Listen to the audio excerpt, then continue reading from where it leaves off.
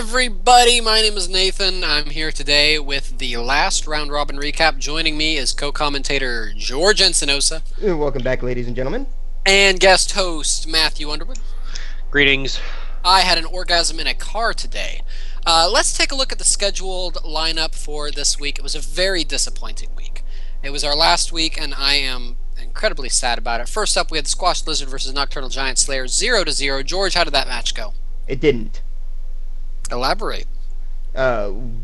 Lydia just didn't want to play. I mean, it was one of those games that, can't do anything if the person doesn't want to play. What a Next up, we had let's talk about the repercussions of that match. Okay, next up, we had the Greenham Man Wow!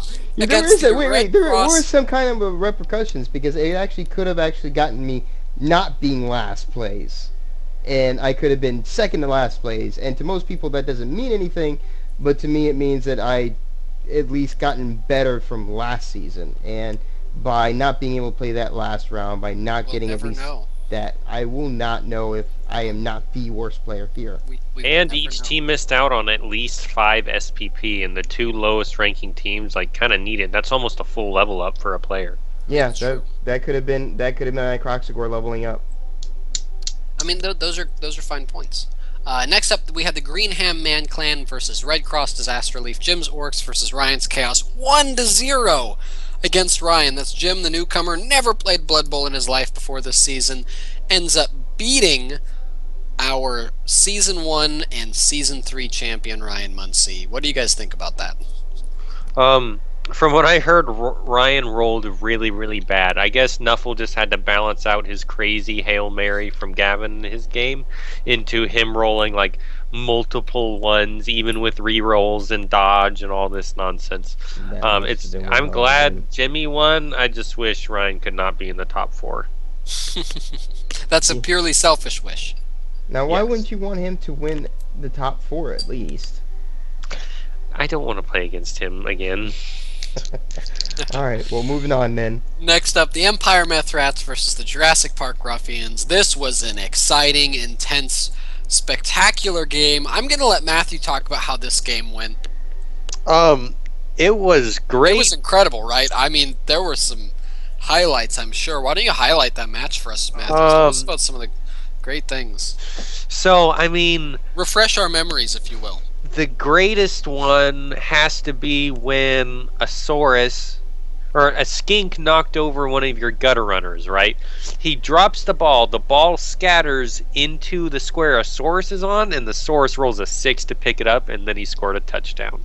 Wow, I remember that moment distinctly, and it was quite crazy. That is one unique game right there. A little sour on that one, or not really? Oh, yeah, I gave it my all. But in the end, I think it was a tough match for both of us, and we played very well. Yeah, I mean, Nathan made a few core mistakes. It almost seems like he wasn't in his right state of mind when he played. He was blitzing into cages with gutter runners on 3 red dice to knock over my ball carrier. Needless to say, those moves didn't turn out very well for him. Needless to say, I mean, I was trying a new tactic for sure. It didn't pay off, but it is what it is. Finally, and I think this, out of all of the games that were played today, was the most important game. The Wimshire Warthogs versus Blitzstrider 0-0. And it was not played. Unfortunately, they couldn't play it because Gavin got very busy with school. But this game was important because Gavin was one of those teams that was vying for the top 4 position. And as we'll see in the leaderboards later, Gavin, who was favored to win this matchup, if he had won this matchup, would have knocked me out of the top 4.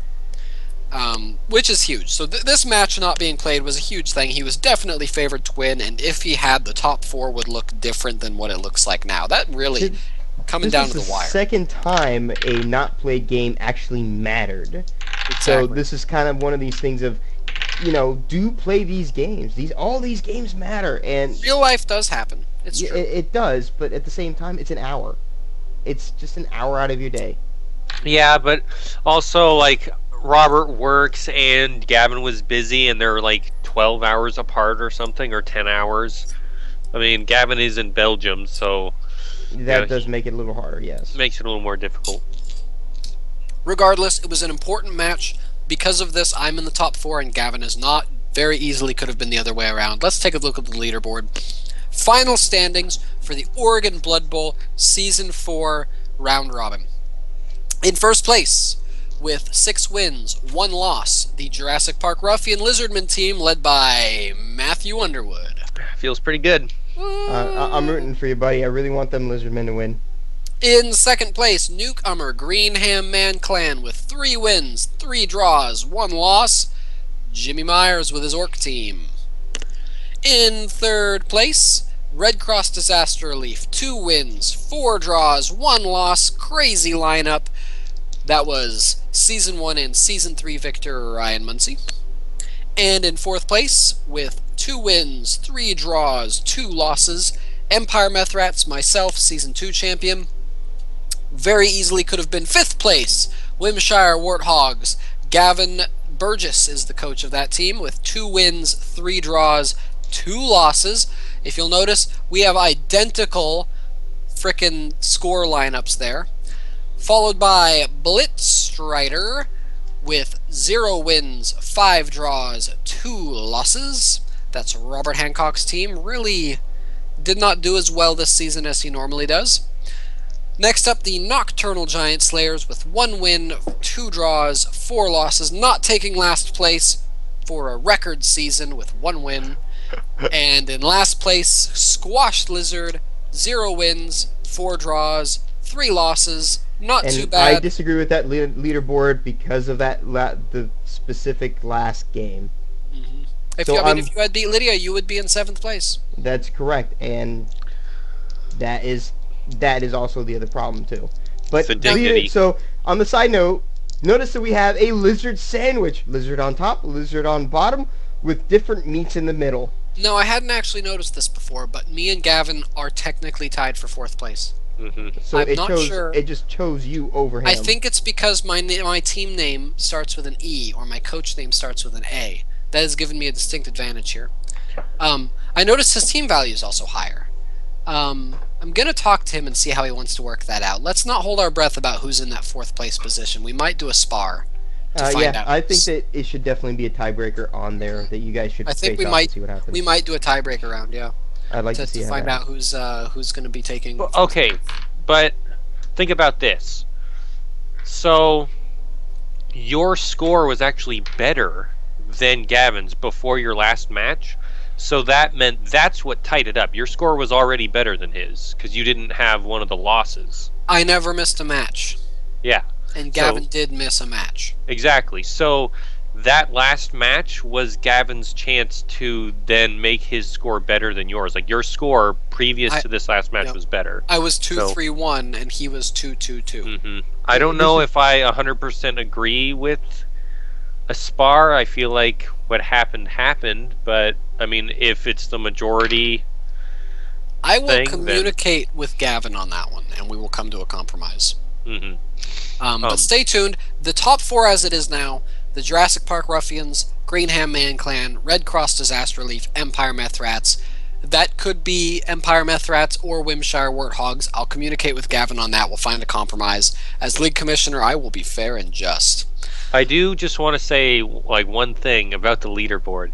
I'm just looking at it, and it's just kind of funny, the disparity between like first place and then the rest. Like, I'm not trying to toot my own horn. I just think it's funny. You are tooting your own horn. That it's 6-1, and then second place is like 3-3-1, and third place is 2-4-1. Yeah, but we knew this like 2-3 weeks ago that you pretty much secured your place once you got that 4th win. Yeah, but just like the fact that there were so many draws this game, like one person has 5 draws. That's insane. You know, I think the fact that there are so many draws means that player experiences and player abilities are getting closer together. Like, That's we are true. we're starting to lose that disparity between people who are obviously great at the game and people who are obviously not great at the game. The people who are not great at the game are getting better, and the people who are already great at the game because they have natural talent are starting to slow down. Yeah. It's not so. There's not so many like 3 zeros, 2 zeros. You know. That This sort of top thing. 4 is the first top 4 where we couldn't predict the top 4 teams right off the bat. This top four is the first top four we've had in 4 seasons where the top 4 places, or at least the top 3, were in contest. Right up to the end. Yeah. Which is exciting to me. I think that's great stuff. Yeah. At any rate, good stuff. so our matchups, the semifinals is going to be the Jurassic Park Ruffians versus either the Empire Methrats or the Whimshire Warthogs, depending on, how that settles out. George, what are your thoughts on that? I'm going to have to go with the Jurassic Park Ruffians, only because of the fact that, playing upon what we've seen already and how well those teams have fared against the other team, I think the Lizardmen are going to be one hell of a team to try to beat, and either you're going to have 1 or 2 skinks killed, or you're going to have a blowout, because it's going to be one hell of a game. And it's worth noting that the Ruffians right now are at full roster. They don't have a single injured player. Oh, that's even true. worse for whoever's playing against them. Matthew, what are your thoughts about those lineups? Who would you rather face, the Empire Methrats or the Whimshire Warthogs, and why? I would rather face your team. My skinks can nearly match your running power, but Gavin's team is a lot more well-rounded. I can punch through your guys a lot easier than I can punch through his to actually allow mine to run. So there's that. His guys are all just like armor value 8 or 9, and they have, and he knows how to play humans really well. Like, you know how to play the Skaven really well, but they're just more fragile. I can break your line easier. My skinks can, they don't get completely outrun by your gutter runners. I can kind of deal with them a little bit better. So, I mean, And if one of your gutter runners tries to run it, I can send 2 skinks after him and blitz him, and it'll be 2 white dice. mhm. But Our second semifinal round is the Greenham Man Clan versus the Red Cross Disaster Relief. That's Orcs versus Chaos. We just had this matchup, and it resulted in an Orc versus Chaos 1-0. What are your thoughts, George? I got to give this one to the Orcs, simply because we've seen the Greenham Man Clan pull off one heck of a thing. The Red Cross Disaster Relief has been not doing so well this season. He's been stumbling with some things. Things he's been scraping by is just a lot of draws. So unfortunately, because of that, I think the Orcs are going to come on top. I don't think this is going to be a clear, concise victory. I think we're going to be looking at this is going to come down to the last 2 or 3 turns. I suspect it's going to be either a 1-0 or a 2-1. It's worth noting that the Greenham Man Clan will be down 2 players for this match before he buys any more players. A Black Orc and another player who is dead. Black Orc down. I mean, for some reason, those Black Orcs, they just have horrible luck. It's really hard for me to say who's going to win. Ryan's a really good player. He knows how to move his guys. He knows how to just cage up, and then somehow, magically, you can never stop it, ever. It's just there's always someone there to plug a gap or pick up the ball and run. But Jimmy's team is very similar to his team. Ryan has specifically teched his players to go against like my team and the runnier teams. Yep. Jimmy's is a little bit thicker. It's a little bit more manly. So I think that's part of what caused that 1-0. Like, Ryan got the bad luck, but it was a really close game overall, other than that. And then the Nuffle just came in and kind of kicked Ryan down and let Jimmy take it home. So depending on how the dice roll in this one, I'm rooting for Jimmy. I'd rather play Jimmy than Ryan, just because Ryan, I always get really bad luck when I play against Ryan. It never fails. I've only beaten him once in all 4 seasons that we've played, and it was because he got really unlucky. So I'd like Jimmy to win. I want Ryan my was your nemesis only to go loss home. this season, wasn't he? Yep, he was the only one that beat me. He had a guy behind my my Croxagore, and I couldn't see him, and so I tried to move my Croxagore, and it just turned over, and he just managed to like run it in from there. I couldn't recover from it. Mm-hmm. But yep, I hope Jimmy wins. Well, there you have it, folks. Top 4 after just an incredible round robin. This was my favorite season that we've ever played, for sure. Mm-hmm. I mean, my vampire team was my favorite team, but this was my favorite season. With the exception, I think, of 3 games, we almost had a entire every game being played. Almost a perfect season. That's great, guys. Keep it up. Aim for next year. Next year's perfect season. Next season. I mean, we've got 4 teams right now competing for the prestigious Blood Bowl trophy, competing for their chance to get their name engraved on it. These 4 players, these 4 teams, they've done great work, and I mean, stay tuned for the top 4. Even if you're not in the top 4, maybe hit up the people who are in the top 4 and schedule around them to kind of watch the matches, because it is really fun to watch these matches. So even if you're not in the top 4, I promote that. You might learn something, and it could just be fun. So just sit back, get a beer. Last season we did get a chance to record the actual final. I'm hoping to do that again this season. Hopefully I'll work around the last 2 finalists. And hopefully it won't be like the Super Bowl. Yep, and then we'll get a chance, and even if you don't catch it, I'm going to go ahead and record it, put it on YouTube, and we'll see how that thing goes. I'm really looking forward to seeing how the final turns out. All right, well... I'm looking forward to making Ryan ship me that trophy. Yeah, he's going to have to ship it to you. From Never 3 know, could be streets away. Jim could come after you, man. That's true. Or that other guy in the top 4 could do it. No, not going to happen. No, not going to happen. It's not a meth rat season? It's not a meth rat season. They have to survive. One of them has to survive more than a game for you to be in there. All right, well, this has been fun. My co-commentator is George Encinosa. Signing off. And Matthew Underwood.